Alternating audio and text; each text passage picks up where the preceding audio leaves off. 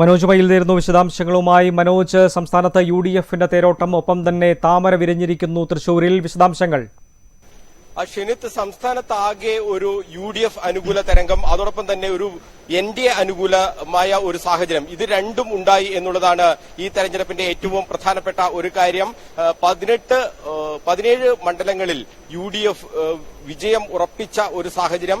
രണ്ടിടത്ത് LDF, അതോടൊപ്പം തന്നെ NDA സ്ഥാനാർത്ഥിയായി സുരേഷ് ഗോപി തൃശൂരിൽ വിജയിക്കുകയും ചെയ്യുന്ന ഒരു സാഹചര്യം.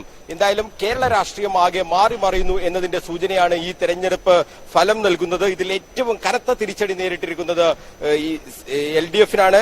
ആ തിരിച്ചടി എന്ന് പറയുമ്പോൾ പോലും 2 സീറ്റുകൾ, കഴിഞ്ഞ തവണ ഒന്നുണ്ടായിരുന്നത് അത് 2ആക്കി മാറ്റി എന്നുള്ളത് ആശ്വസിക്കാമെങ്കിലും വലിയ തോതിലുള്ള ഒരു വോട്ട് ചോർച്ച LDFൽ നിന്ന് ഉണ്ടായി എന്നുള്ളതാണ് ഈ ഫലം വിലയിരുത്തുമ്പോൾ മനസ്സിലാക്കാൻ കഴിയുന്നത്. കണ്ണൂരിന്റെ ഒരു കാര്യം നമ്മൾ നോക്കുകയാണെങ്കിൽ, കണ്ണൂരിൽ K സുധാകരന്റെ ലീഡ് 1 ലക്ഷം കവിഞ്ഞിരിക്കുന്നു എന്നുള്ളതാണ് ഇതിൽ ഏറ്റവും മിന്നും വിജയത്തിലേക്ക് K സുധാകരൻ പോകുന്നു. 1,04,700 വോട്ടിന്റെ ഭൂരിപക്ഷം ഇപ്പോൾ തന്നെ. ഇനി 50,000 വോട്ടാണ് എണ്ണാനുള്ളത്.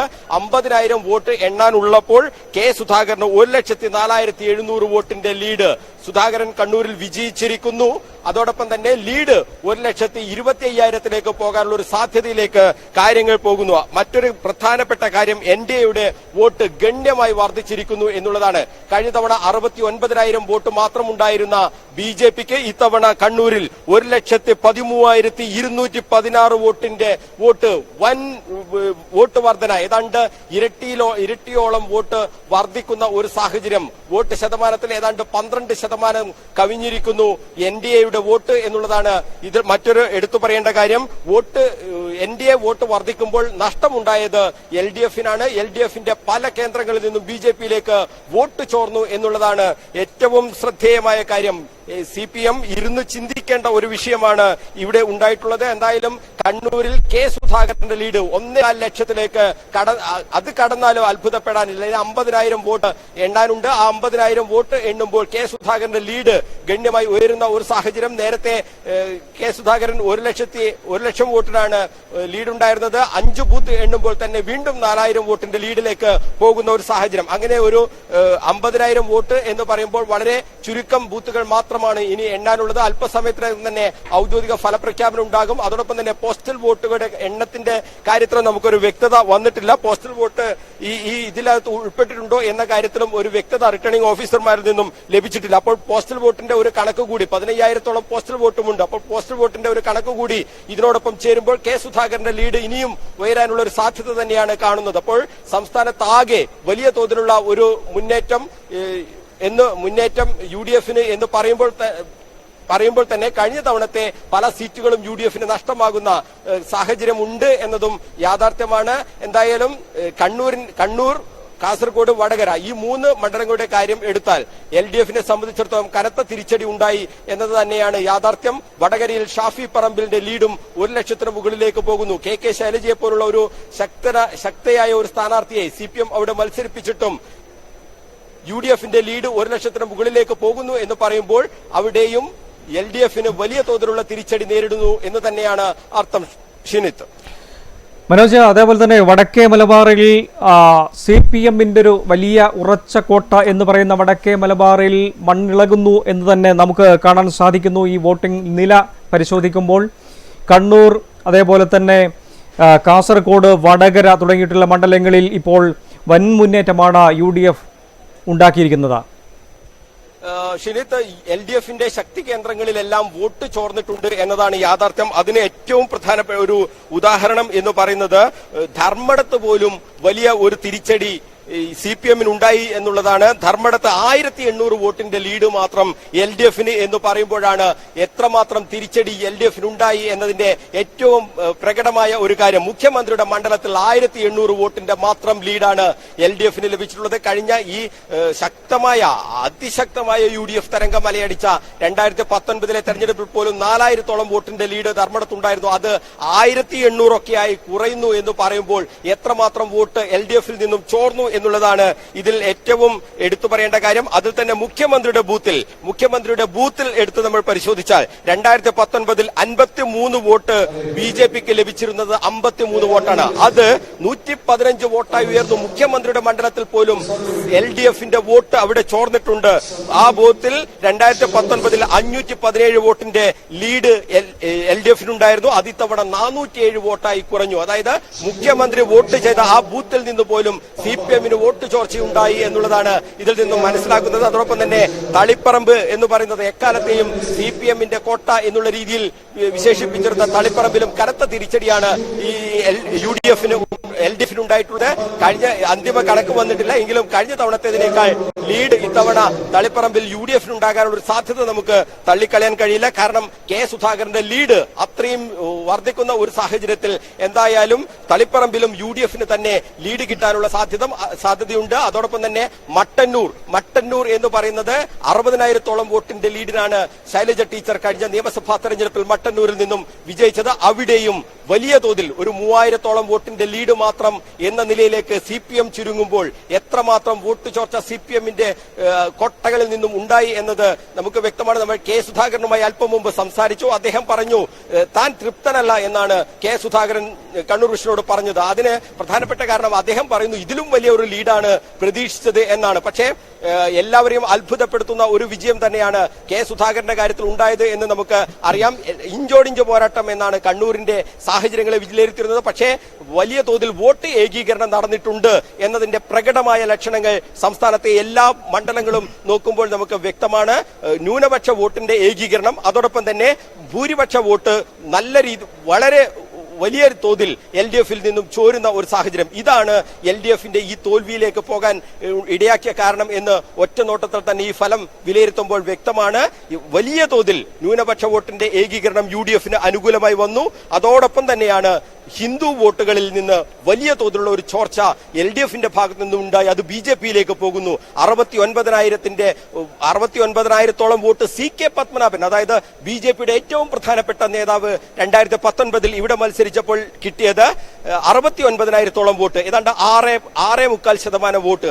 ആ വോട്ട് ഷെയർ ആണ് ഈ അടുത്ത കാലത്ത് ഈ തെരഞ്ഞെടുപ്പിന് 2 മാസം മുമ്പ് മാത്രം BJPയിലെത്തിയ സി രഘുനാഥിന്റെ സ്ഥാനാർത്ഥിത്വവുമായി ബന്ധപ്പെട്ട് വലിയ തോതിലുള്ള ചർച്ചകൾ ഉണ്ടായിരുന്നു. സി രഘുനാഥിനെ BJPക്കാർ അംഗീകരിക്കില്ല, പരമ്പരാഗതമായ BJP നേതാക്കളും പ്രവർത്തകരും ഒക്കെ തന്നെ വോട്ട് ചെയ്യില്ല തുടങ്ങിയ പ്രചരണങ്ങളൊക്കെ ഉണ്ടായിരുന്നു. പക്ഷെ അതിനെയൊക്കെ നിഷ്പ്രഭമാക്കുന്ന രീതിയിലാണ് സി രഘുനാഥിന്റെ ഒരു പ്രകടനം. ഈ സി രഘുനാഥ് 1,15,000-ഓളം വോട്ടിലേക്ക് പോകുന്നു എന്ന് പറയുമ്പോൾ വലിയ തോതിലുള്ള വോട്ട് ചോർച്ച ഉണ്ടായത് LDFന്റെ കേന്ദ്രങ്ങളിൽ നിന്നാണ്. CPMന്റെ ശക്തി കേന്ദ്രങ്ങളിൽ നിന്ന് പോലും BJPയിലേക്ക് വോട്ട് ചോരുന്നു എന്നുള്ളതാണ് ഇതിൽ ഏറ്റവും പ്രധാനപ്പെട്ടത്.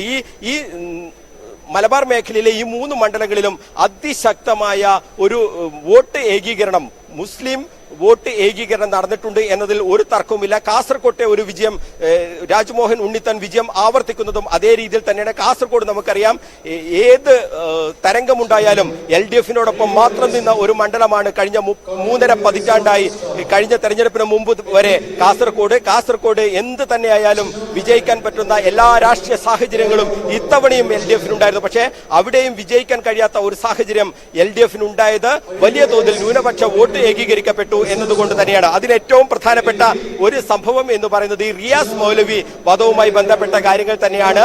റിയാസ് മൗലവി വധവുമായി ബന്ധപ്പെട്ട ഈ പ്രതികളെ വെറുതെ വിടുന്ന ഒരു സാഹചര്യം, കോടതി വെറുതെ വിടുന്ന ഒരു സാഹചര്യമുണ്ട്. ഇത് തെരഞ്ഞെടുപ്പിൽ വലിയ തോതിൽ ചർച്ച ചെയ്യപ്പെട്ട ഒരു വിഷയമാണ്. കാസർകോട്ട് ഇത് വലിയ തോതിൽ ബാധിക്കുകയും ചെയ്തിട്ടുണ്ട് എന്നതിൽ ഒരു തർക്കവുമില്ല. കാരണം ഇത് ഒത്തുകളിച്ചു, പ്രോസിക്യൂഷനും പ്രതിഭാഗവും ഒത്തുകളിച്ചു എന്നുള്ള രീതിയിലുള്ള ഒരു ആക്ഷേപം UDF ഉയർത്തി. അതേ രീതിയിൽ തന്നെയുള്ള ഒരു പ്രചരണം വ്യാപകമായി തന്നെ നടന്നു. ഇത് കാസർഗോഡ് ലോക്സഭാ മണ്ഡലത്തിൽ വലിയ തോതിൽ പ്രതിഫലിക്കപ്പെട്ടിട്ടുണ്ട്. അതേപോലെ തന്നെയാണ് കുന്നോത്തുപറമ്പിലുണ്ടായ ബോംബ് സ്ഫോടനം. ഈ തെരഞ്ഞെടുപ്പ് പ്രചരണം കൊടുമ്പിരി കൊണ്ട ഘട്ടത്തിലാണ് കുന്നോത്തുപറമ്പിൽ ബോംബ് സ്ഫോടനം നടക്കുന്നത്. അവിടെ CPM പ്രവർത്തകൻ മരിക്കുന്നത്, അവിടുത്തെ അതിലെ പ്രതികളൊക്കെ തന്നെ DYFഐയുടെയും CPMന്റെയും സജീവ പ്രവർത്തകരായി മാറുന്ന ഒരു സാഹചര്യം. TP ചന്ദ്രശേഖരൻ വധവുമായി ബന്ധപ്പെട്ട പ്രചരണം കൊടുമ്പിരി കൊണ്ട ഈ വടകരയിൽ അതിനോട് ചേർന്നുകൊണ്ട് ഇത്തരത്തിലുള്ള ഒരു ബോംബ് സ്ഫോടനം നടന്നപ്പോൾ അതും തെരഞ്ഞെടുപ്പിൽ വലിയ തോതിൽ ചർച്ച ചെയ്യപ്പെട്ടു. അതോടൊപ്പം തന്നെയാണ് ഷാഫി പറമ്പിൽ എന്ന ഡൈനാമിക് പേഴ്സന്റെ ഒരു എൻട്രി. അദ്ദേഹത്തിന് നമുക്കറിയാം ഈ സോഷ്യൽ മീഡിയ ഫോളോവേഴ്സ് ഏറ്റവും കൂടുതലുള്ള നേതാവാണ് ഷാഫി പറമ്പിൽ. അപ്പോൾ ഷാഫി പറമ്പിൽ അവിടുത്തെ എൻട്രി തന്നെ വലിയ രീതിയിൽ ചർച്ചയാക്കപ്പെടുന്നു. അതോടുകൂടി അവിടുത്തെ ചിത്രം, രാഷ്ട്രീയ ചിത്രം തന്നെ മാറ്റിമറിക്കപ്പെടുന്ന ഒരു എൻട്രിയാണ് ഷാഫി പറമ്പിലിന് വടകരയിൽ ലഭിച്ചത്. അത് തന്നെയാണ് ആ ഓളത്തിൽ തന്നെയാണ് പിന്നീട് അങ്ങോട്ട് തെരഞ്ഞെടുപ്പിന്റെ പ്രചരണ പ്രവർത്തനങ്ങളൊക്കെ തന്നെ പോയത്. ആ ഓളത്തിൽ നിന്നുകൊണ്ട് അതിനെ മറികടക്കാൻ വേണ്ടി LDF-ന് കഴിഞ്ഞില്ല. LDF-നെ സംബന്ധിച്ചിടത്തോളം അവർക്ക് നിർത്താവുന്നതിൽ ഏറ്റവും മികച്ച സ്ഥാനാർത്ഥി KK ശൈലജയേക്കാൾ മികച്ച ഒരു സ്ഥാനാർത്ഥിയെ കണ്ടെത്തുക എന്നത് LDF-നെ സംബന്ധിച്ചിടത്തോളം ഈ കാലത്ത് ഇല്ല എന്ന് തന്നെ പറയാം. അപ്പോൾ KK ശൈലജ അവിടെ 1 ലക്ഷത്തിൽ പരം വോട്ടുകൾക്ക് പരാജയപ്പെടുന്ന ഒരു സാഹചര്യം ഉണ്ടാകുന്നു എന്ന് പറയുമ്പോൾ രാഷ്ട്രീയമായി വലിയ തോതിലുള്ള തിരിച്ചടി ദേശീയ തലത്തിലെ സാഹചര്യങ്ങൾ നോക്കി ബി ജെ പിക്കെതിരായ ഒരു വികാരം അത് തന്നെയാണ് ഇവിടെ പ്രകടമായത് എന്നത് വ്യക്തം. LDF-നെ സംബന്ധിച്ചിടത്തോളം ഏറ്റവും കൂടുതൽ ഈ ഇത്തരം വിഷയങ്ങൾ, അതായത് പൗരത്വ ഭേദഗതി വിഷയമായാലും മറ്റ് കാര്യങ്ങൾ, പാലസ്തീൻ വിഷയമായാലും ഇത്തരം വിഷയങ്ങളൊക്കെ വരുമ്പോൾ UDF-നേക്കാൾ മതന്യൂനപക്ഷങ്ങൾക്ക് വേണ്ടി നിന്ന് പോരാടിയ ഒരു പാർട്ടി, ഒരു മുന്നണി അത് LDF ആയിരുന്നു. പക്ഷേ വോട്ടെടുപ്പ് വരുമ്പോൾ ദേശീയ തലത്തിലെ സാഹചര്യമാണ് ജനങ്ങൾ വിലയിരുത്തിയത് എന്ന് വേണം നമുക്ക് മനസ്സിലാക്കാൻ. കാരണം ദേശീയ തലത്തിൽ ഇന്ത്യ സഖ്യം, അവിടെ ഏറ്റവും വലിയ ഒറ്റക്കക്ഷി ആരാകും, അവരെ മന്ത്രിസഭ രൂപീകരിക്കാൻ രാഷ്ട്രപതി ക്ഷണിക്കുന്ന ഒരു സാഹചര്യമൊക്കെ ഉണ്ടാകുമ്പോൾ കോൺഗ്രസ് ഒറ്റക്കക്ഷിയായി മാറണം എന്നുള്ള ഒരു പൊതുചിന്ത എന്തായാലും വോട്ടർമാരുടെ മനസ്സിൽ ഉണ്ടായി കാണും എന്ന് തന്നെയാണ് നമ്മൾ മനസ്സിലാക്കുന്നത്. എന്തായാലും ദേശീയ രാഷ്ട്രീയവുമായി ബന്ധപ്പെടുത്തിയുള്ള ഒരു ജനവിധി എന്നുള്ള രീതിയിൽ തന്നെയാണ് CPM-ഉം ഇതിനെ കാണുന്നത്. BJP-ക്കെതിരെ അതിശക്തമായ പ്രചരണ പ്രവർത്തനങ്ങൾ LDF നടത്തി. പക്ഷേ അതിന്റെ ഗുണം ലഭിച്ചത് UDF-ന് എന്നാണ് ഇപ്പോൾ LDF നേതാക്കൾ പറയുന്നത്. എന്തായാലും കെ സുധാകരൻ പറഞ്ഞത് താൻ ഈ വിജയത്തിൽ തൃപ്തനല്ല എന്ന് അദ്ദേഹം പറയുന്നു. അതിന് തൃപ്തനല്ല എന്ന് അദ്ദേഹം പറയാൻ കാരണം ആ സമയത്ത് ഞങ്ങൾ അദ്ദേഹത്തിന്റെ ബൈറ്റ് എടുക്കുന്ന സമയത്ത് 85,000-ഓളം വോട്ടിന്റെ ലീഡ് മാത്രമാണ് കെ സുധാകരൻ ഉണ്ടായത്. പക്ഷെ അതിനുശേഷമാണ് 1 ലക്ഷത്തിന് മുകളിലേക്ക് അദ്ദേഹത്തിന്റെ ലീഡ് മാറുന്ന ഒരു സാഹചര്യം ഉണ്ടായത്. എന്തായാലും സംസ്ഥാനത്തുടനീളം ആഞ്ഞടിച്ചിരിക്കുന്നു UDF-ന്റെ അനുകൂലമായ തരംഗം. പക്ഷേ ആ തരംഗത്തിനിടയിലും 3 സീറ്റുകൾ അവർക്ക് നഷ്ടമാകുന്ന ഒരു സാഹചര്യം ഉണ്ടായിട്ടുണ്ട് എന്നതും യാഥാർത്ഥ്യമാണ്. LDF ഇപ്പോൾ രണ്ട് സ്ഥലങ്ങളിൽ, ആറ്റിങ്ങലിലും അതോടൊപ്പം തന്നെ ആലത്തൂരിലും LDF ലീഡ് ചെയ്യുന്ന ഒരു സാഹചര്യം ഉണ്ട്. ഈ സാഹചര്യം അതോടൊപ്പം തന്നെയാണ് കനത്ത തിരിച്ചടി തൃശൂരിൽ K Sudhakaran, KPCC president K Sudhakaran പറഞ്ഞത് തൃശൂരിലെ ഒരു വിജയത്തെക്കുറിച്ച് തങ്ങൾ ചിന്തിക്കും. അവിടെ ഈ പിണറായി വിജയന്റെ കേസുകൾ ഒത്തുതീർപ്പാക്കുന്നതിനും സംരക്ഷിക്കുന്നതിനും വേണ്ടി സുരേഷ് ഗോപി ഒരു ഇടനിലക്കാരനായി നിൽക്കാമെന്ന് വാഗ്ദാനം നൽകിയിട്ടുണ്ട്. ആ വാഗ്ദാനത്തിന്റെ പുറത്ത് അവിടെ CPM-ന്റെ വോട്ട് BJP-യിലേക്ക് പോയി എന്നുള്ളതാണ് കെ സുധാകരൻ ഒരു ആരോപണമായി നമ്മളോട് പറഞ്ഞിട്ടുള്ളത്. അല്പം മുമ്പാണ് കെ സുധാകരനുമായി നമ്മൾ സംസാരിച്ചത്. കെ സുധാകരൻ പറഞ്ഞത് ഈ ആറ്റിങ്ങൽ അതോടൊപ്പം തന്നെ മറ്റ് സ്ഥലങ്ങളിലെ ആറ്റിങ്ങലിലും അതോടൊപ്പം തന്നെ ആലത്തൂരിലും ഈ 2 സ്ഥലങ്ങളിലെ പരാജയം അല്ലെങ്കിൽ പിന്നോട്ട് പോയത് പാർട്ടി പരിശോധിക്കുമെന്നും അദ്ദേഹം പറഞ്ഞിട്ടുണ്ട്. ഷിനിത്, മനോജ്, ഈ സംസ്ഥാനത്ത് ലോക്സഭാ തെരഞ്ഞെടുപ്പ് എടുത്ത് പരിശോധിച്ചു നോക്കുകയാണെങ്കിൽ പണ്ട് വടകര, കാസർഗോഡ്, കണ്ണൂർ ഉൾപ്പെടെയുള്ള മണ്ഡലങ്ങളിൽ എപ്പോഴും LDF വിജയപ്രതീക്ഷ വെച്ചു പുലർത്തിയിരുന്ന മണ്ഡലങ്ങളായിരുന്നു. പക്ഷേ ഇനിയുള്ള നാളുകളിൽ ലോക്സഭാ തെരഞ്ഞെടുപ്പ് വരുമ്പോൾ LDF-നെ സംബന്ധിച്ചിടത്തോളം, CPM-നെ സംബന്ധിച്ചിടത്തോളം അവർക്ക് ഉറച്ച ഒരു മണ്ഡലം എന്ന് പറയാൻ ഒരു മണ്ഡലം ഇനി സംസ്ഥാനത്ത് ഇല്ല എന്ന് തന്നെ പറയേണ്ടിയിരിക്കുന്നു. തീർച്ചയായും ദേശീയ രാഷ്ട്രീയം നോക്കി തന്നെയാണ് ഈ മണ്ഡലങ്ങളിലൊക്കെ തന്നെ വിധി എഴുത്ത് എന്നതാണ് ഏറ്റവും പ്രധാനം. ഏതെങ്കിലും തരത്തിൽ പ്രാദേശിക വിഷയങ്ങളോ അല്ലെങ്കിൽ സംസ്ഥാന വിഷയങ്ങളോ ഒന്നുമല്ല ഈ തെരഞ്ഞെടുപ്പിൽ വോട്ടർമാർ പരിഗണിച്ചിട്ടുള്ളത്. അവിടെ മോദിയാണ് അവർക്ക് മുന്നിലുള്ള ഒരു പ്രതീകമായി നിന്നത്. ഈ പോളിംഗ് ബൂത്തിലേക്ക് പോകുമ്പോൾ അവരുടെ മനസ്സിൽ BJP-ക്കെതിരായ ഒരു വികാരം ഉണ്ടായി എന്ന് തന്നെയാണ് നമ്മൾ മനസ്സിലാക്കുന്നത്. ന്യൂനപക്ഷ വിഭാഗങ്ങളിൽ പ്രത്യേകിച്ചും അത്തരത്തിലുള്ള ഒരു കാര്യം ഉണ്ടായിട്ടുണ്ട്. ഒരു വോട്ട് ഏകീകരണം എന്തായാലും ഉണ്ടായിട്ടുണ്ട്. ഇത്തവണ അത് മറികടക്കുന്നതിന് വേണ്ടിയുള്ള എല്ലാ ശ്രമങ്ങളും LDF നടത്തിയിരുന്നു. എല്ലാ മത നേതാക്കളുമായും ഏറ്റവും കൂടുതൽ അവരോട് ചേർന്ന് നിന്നുകൊണ്ട് എന്തിന് ഈ EK വിഭാഗം സുന്നി നേതാക്കളെ പോലും സന്തോഷിപ്പിക്കുന്ന തരത്തിലുള്ള കാര്യങ്ങളാണ് LDF ചെയ്തിരുന്നത്. ഈ പൗരത്വ ഭേദഗതി നിയമവുമായി ബന്ധപ്പെട്ട വിഷയങ്ങളിലും എല്ലാം തന്നെ അവർ എന്നും ഈ സുന്നി വിഭാഗങ്ങളെ ഒക്കെ തന്നെ ചേർത്ത്, മുസ്ലിം നേതാക്കളെ ഒക്കെ തന്നെ ചേർത്ത് നിർത്തിക്കൊണ്ടുള്ള ഒരു പ്രചരണ രീതി അടക്കം നടത്തിക്കൊണ്ട് അവരെ മുഖവിലേക്കെടുക്കുന്ന രീതിയിലുള്ള ഒരു കാര്യം, അതായത് തങ്ങൾ ഉറപ്പായും BJP-ക്കെതിരായി നിൽക്കും, BJPക്ക് എതിരായ ഒരു ഉറപ്പ് എന്ന് പറയുന്നത് LDF ആണ് എന്നുള്ള രീതിയിലാണ് LDF പ്രചരണ പ്രവർത്തനങ്ങളൊക്കെ നടത്തിയിരുന്നത്.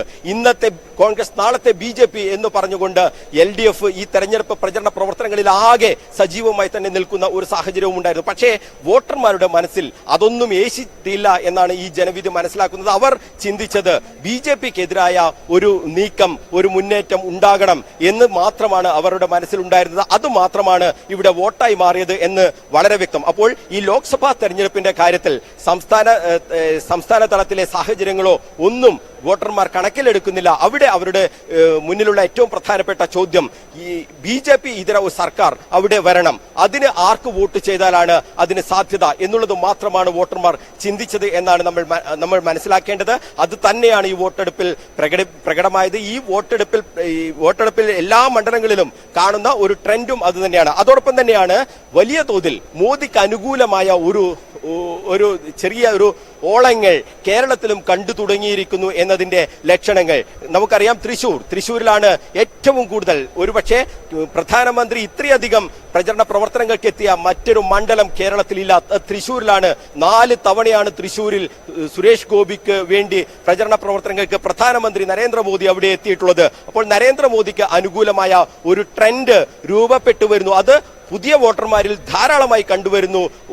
30 വയസ്സുവരെയുള്ള യുവാക്കളിൽ വലിയ തോതിൽ ഒരു മോദി അനുകൂല ട്രെൻഡ് രൂപപ്പെട്ടുന്നു എന്നതിന്റെ സൂചനകൾ അതാണ് കണ്ണൂരിൽ ഉൾപ്പെടെ കണ്ടത്. കണ്ണൂരിൽ 1,15,000-ഓളം വോട്ട് BJPക്ക് ലഭിക്കുന്നു എന്ന് പറയുമ്പോൾ അതിൽ വലിയ തോതിൽ ഈ പുതിയ വോട്ടുകൾ, അതോടൊപ്പം തന്നെ യുവ വോട്ടുകളൊക്കെ തന്നെ വലിയ തോതിൽ സ്വാധീനം ചെലുത്തിയിട്ടുണ്ട്. അവിടെ നഷ്ടം സംഭവിച്ചത് LDFനാണ്.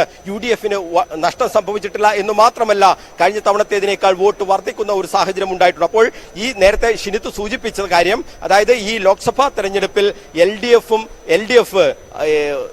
അവരുടെ ഒരു അജണ്ട എന്ന് പറയുന്നത് BJPക്കെതിരായ ആ അജണ്ട അത് ഫലപ്രദമായി തന്നെ പ്രയോഗിക്കാൻ പറ്റുന്ന പ്രായോഗിക തലത്തിലുള്ള ഒരു അജണ്ടയല്ല എന്ന് വോട്ടർമാരുടെ മനസ്സിലേക്ക് പതിയുന്ന ഒരു സാഹചര്യം ഉണ്ടായിട്ടുണ്ട് എന്നത് യാഥാർത്ഥ്യമാണ്. അതുകൊണ്ട് തന്നെയാണ് ഈ ലോക്സഭാ തെരഞ്ഞെടുപ്പിൽ ന്യൂനപക്ഷ വോട്ടുകളുടെ ഒരു ഏകീകരണം സംഭവിച്ചത്. നമ്മൾ ഈ ബൂത്ത് അടിസ്ഥാനത്തിലുള്ള വോട്ട് കണക്കുകൾ നോക്കിയപ്പോഴും അത് വളരെ വ്യക്തമാണ്. ന്യൂനപക്ഷ മേഖലയിലാകെ കെ സുധാകരന് വലിയ ലീഡ് ലഭിക്കുന്ന ഒരു സാഹചര്യം. എന്തിന് തളിപ്പറമ്പ് അസംബ്ലി മണ്ഡലത്തിൽ പോലും ന്യൂനപക്ഷ വിഭാഗങ്ങളുടെ ബൂത്തുകളിൽ നമ്മൾ പരിശോധിച്ചപ്പോൾ വലിയ തോതിൽ എന്ന് പറയുമ്പോൾ കഴിഞ്ഞ തവണത്തേതിനേക്കാൾ ഇരട്ടി വോട്ട് അവിടെ ലഭിക്കുന്ന ഒരു സാഹചര്യം കെ സുധാകരന് ഉണ്ട് എന്നുള്ളതാണ് യാഥാർത്ഥ്യം. എന്തായാലും വലിയ തോതിൽ ഈ ന്യൂനപക്ഷ വോട്ട് ഏകീകരിക്കപ്പെട്ടു എന്ന് തന്നെയാണ് LDFന്റെ ഇത്രയും വലിയ ഒരു പരാജയത്തിന് കാരണം എന്നത് ഒരു യാഥാർത്ഥ്യമാണ്. എന്തായാലും തെരഞ്ഞെടുപ്പ് പ്രചരണ ഘട്ടത്തിലൊക്കെ തന്നെ LDF പറയുന്നത് 2019 ഒരു സാഹചര്യമേ അല്ല ഇത്തവണ എന്ന് അവർ ആവർത്തിച്ച് പറയുന്നു. അത് എല്ലാവരും വിശ്വസിച്ചു എന്നുള്ളതാണ് മാധ്യമങ്ങൾ ഒക്കെ പറയുന്നത്. കണ്ണൂരിൽ ഇഞ്ചോടിഞ്ച് പോരാട്ടം എന്നൊക്കെ വിലയിരുത്താനുണ്ടായ ഒരു സാഹചര്യവും LDFന്റെ ആ പ്രചരണം അത് ശരിയാകാം എന്നുള്ള കാരണം ഈ CAA വിഷയത്തിൽ, അതോടൊപ്പം തന്നെ പാലസ്തീൻ വിഷയത്തിൽ ഉൾപ്പെടെ LDF മതന്യൂനപക്ഷങ്ങൾക്കൊപ്പം ചേർന്നുകൊണ്ട് നടത്തിയ ആ പ്രവർത്തനങ്ങൾ, അപ്പോൾ ഒരിക്കലും മതന്യൂനപക്ഷങ്ങൾ LDFനെ കൈവിടില്ല എന്ന ഒരു ധാരണ പൊതുസമൂഹത്തിൽ ഉണ്ടായിരുന്നു. അതുകൊണ്ട് തന്നെയാണ് മാധ്യമങ്ങളുടെ ചിന്ത പോലും മാറിയത്. കണ്ണൂരിൽ ഇഞ്ചോടിഞ്ച് പോരാട്ടം, പ്രവചനാതീതമായ പോരാട്ടം എന്നൊക്കെ ഞങ്ങളടക്കം വാർത്ത നൽകിയത് അതിന്റെയൊക്കെ അടിസ്ഥാനത്തിൽ, ആ ഒരു നിരീക്ഷണത്തിന്റെ അടിസ്ഥാനത്തിൽ. പക്ഷേ വോട്ടർമാർ പോളിംഗ് ബൂത്തിൽ ചെല്ലുമ്പോൾ അവരുടെ മനസ്സിൽ ഒറ്റ കാര്യം മാത്രമേ ഉണ്ടായിരുന്നുള്ളൂ: BJP സർക്കാരിനെ താഴെ ഇറക്കുക, അതിന് കോൺഗ്രസിന്റെ സീറ്റ് വർദ്ധിക്കേണ്ടതുണ്ട്, ഒറ്റക്കക്ഷിയായി കോൺഗ്രസ് മാറേണ്ടതുണ്ട്. അത്തരം കാര്യങ്ങളൊക്കെ അവർ വലിയ തോതിൽ വിലയിരുത്തിയിട്ടുണ്ട് എന്നത് യാഥാർത്ഥ്യമാണ്. അത് തന്നെയാണ് ഈ തെരഞ്ഞെടുപ്പിൽ പ്രതിഫലിക്കപ്പെട്ടതും എന്നത് തന്നെയാണ് ഒറ്റനോട്ടത്തിൽ ഈ ഫലം നമ്മൾ നോക്കുമ്പോൾ മനസ്സിലാക്കാൻ കഴിയുന്നത്. ഷിനിത്.